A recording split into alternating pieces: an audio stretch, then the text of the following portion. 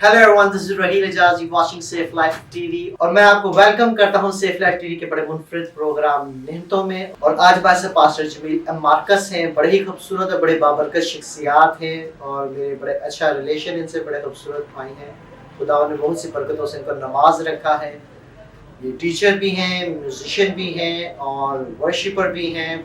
ये इस time NCCM ministries के साथ अटैच हैं और पास्टर साहब बड़े खूबसूरत हैं, पास्टर सैमसन, जिनके साथ इस टाइम पास्टर जमील खिदमत सर अंजाम दे रहे हैं और हम आपको मिलवाना चाहेंगे पास्टर जी। जी जमील भाई, कैसे हैं आप? मैं खुदावन का शुक्र, खुदावन में खुश हूँ और खुदावन का शुक्र अदा करता हूँ। जमील भाई, बड़े बहन भाई ये जानना चाहेंगे कि आप कब से खिदमत कर रहे हैं और आप खिदमत में कैसे आए?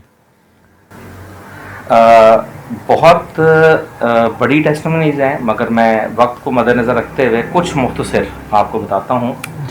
2009 नवंबर की बात है।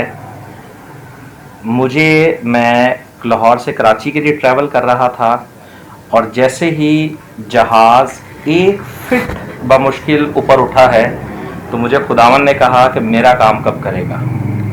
मैं उस वक्त एक मल्टीनेशनल कंपनी में काम कर रहा था और मुझे फिर खुदावंद की ये आवाज़ कई बार आई। उसके बाद मैंने खुदावंद से पूछा कि तेरा काम क्या है। जब मैंने उस आवाज़ को समझा और उस वक्त के बाद से खुदावंद ने मुझे तेज़ी से सिखाना शुरू किया।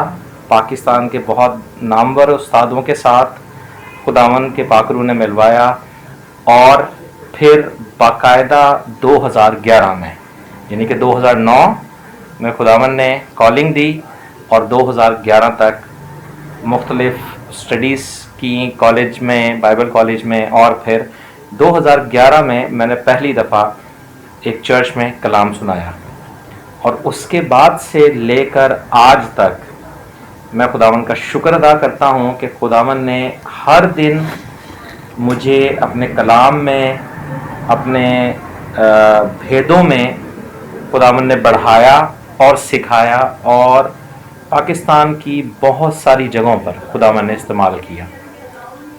तो ये मेरी जर्नी थी और जिसके लिए मैं खुदावंद का शुक्र अदा करता हूँ। एक चीज़ मैं ज़रूर बताना चाहूँगा कि मैं बाइबल भी ठीक तरीके से नहीं पढ़ सकता था। 2009 से पीछे की बात।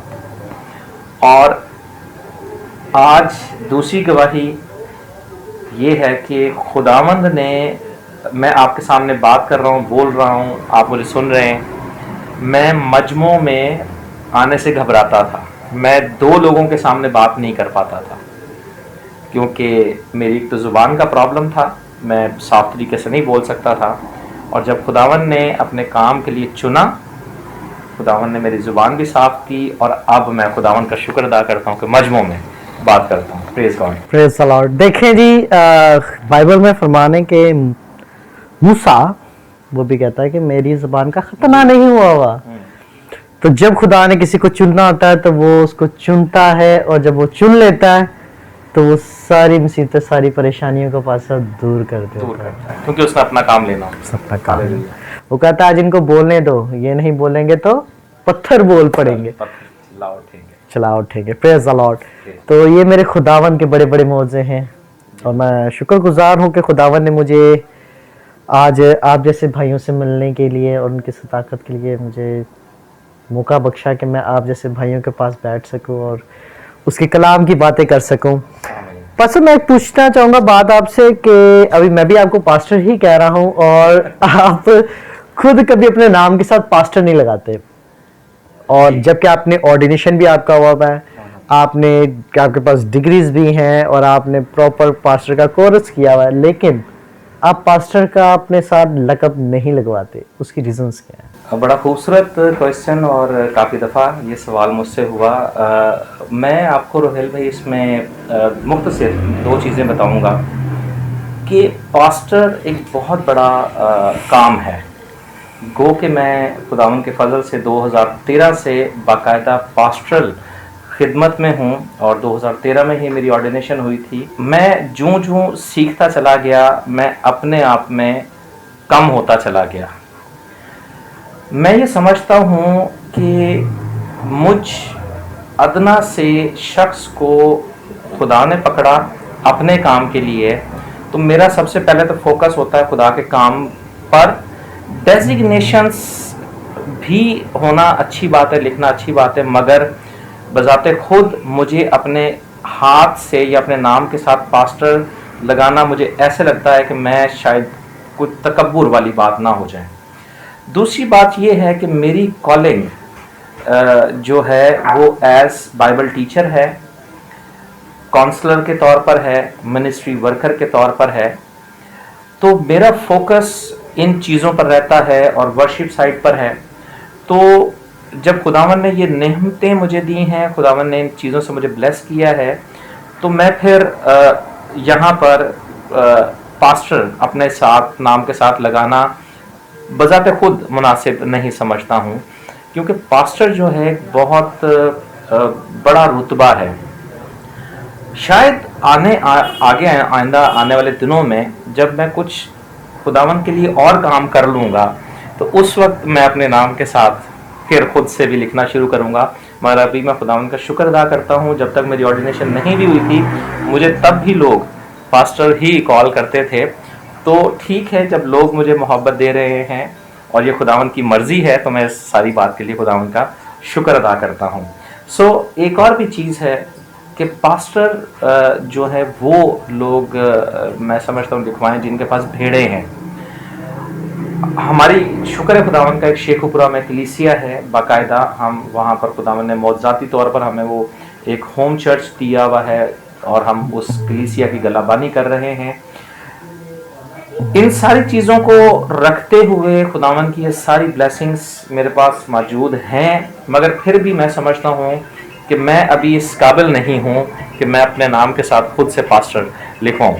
आप वर्शिप भी करते हैं और मुझे पता चला कि बल्कि पता नहीं चला, मैंने इनका एक गीत शूट किया था जिसमें पासा आपने खुद गिटार बजाई थी क्रिसमस का। जी बिल्कुल last year. Yes of course.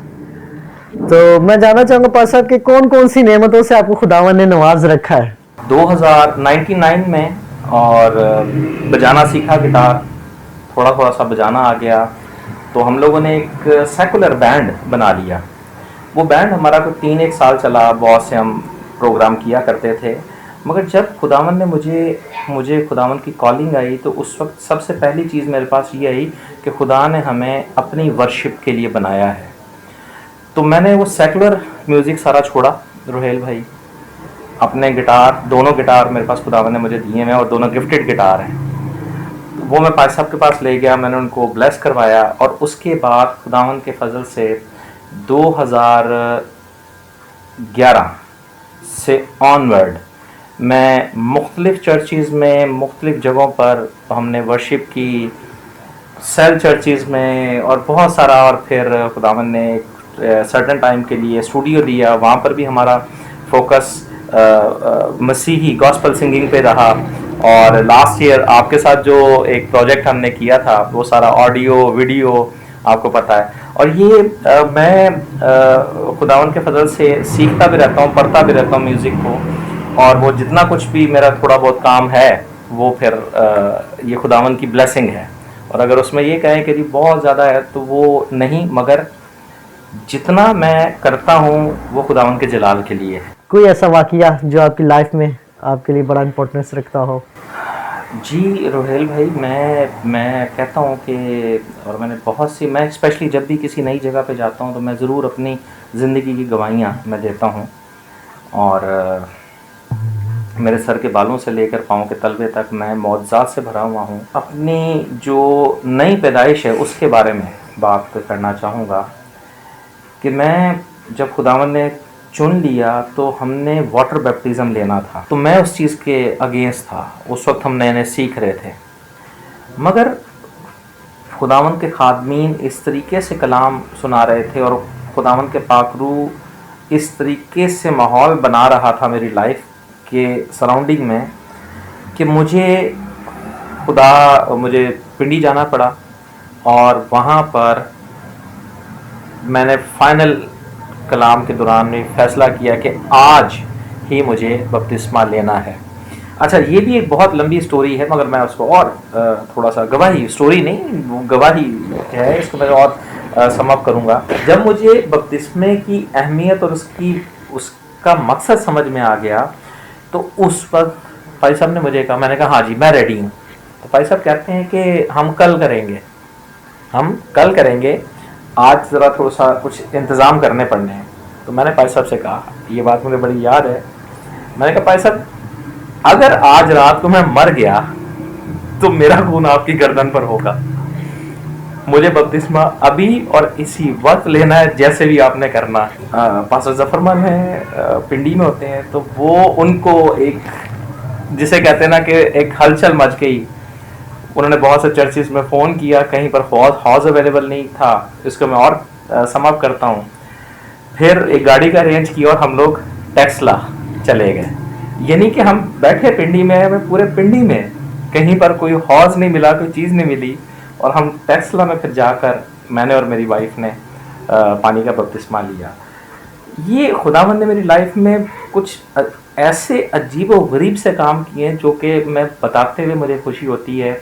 और मैं ये बयान करता हूँ कि हम जो मसीही हैं, अगर हमारी ज़िंदगी में अजीब व गरीब काम नहीं हो रहे तो फिर हम खुदा के सही फॉलोवर नहीं है, यीशु के सही फॉलोवर नहीं है, क्योंकि वो अजीब मुशीर खुदा है।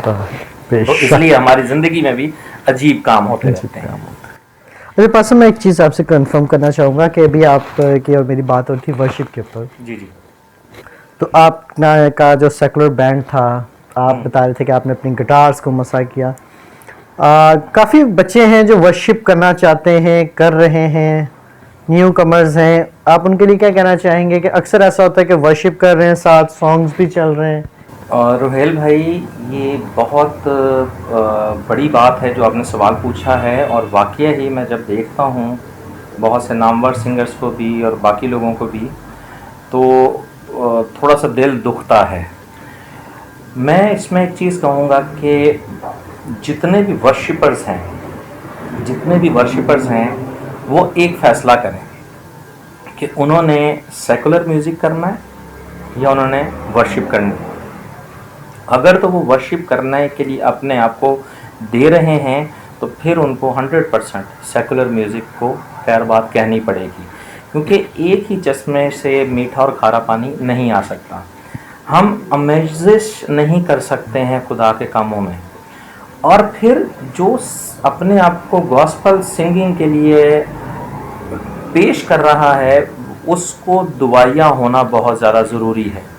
अगर उसकी ज़िंदगी दुआया नहीं है तो वर्शिप करना उसके लिए मुश्किल हो जाएगा, क्योंकि ये वर्शिप एक ऐसा टूल है जो कि इब्लीस उसको बड़े अच्छे से जानता है, और वो इस टूल को अपने नाजायज़ मकासद के लिए किसी को भी इस्तेमाल कर सकता है। सो जितने भी नए लोग आ रहे हैं वर्शिप में, या जो लोग वर्शिप कर रहे हैं, मैं ज़रूर उनसे ये एक इल्तिजा के तौर पर ये कहूँगा कि अपने आप को एक तरफ रखें। जब हम वर्शिप खुदावंद की कर रहे हैं, खुदावंद सब कुछ मुहैया करेगा, तो हम अपने आप को इस तौर से खुदावंद के हजूर पेश करें। बहुत सी इसमें बात हो सकती है, मगर मुख्तसरन। थैंक यू पास साहब, आपने हमें टाइम दिया। खुदावंद आपको बरकत दे और आप कसरत से खुदावंद के जलाल में और यूं ही बढ़ते जाएं और पूरी दुनिया में उसके कलाम की मुनादी करें। God bless you sir. Thank you. God bless you everyone.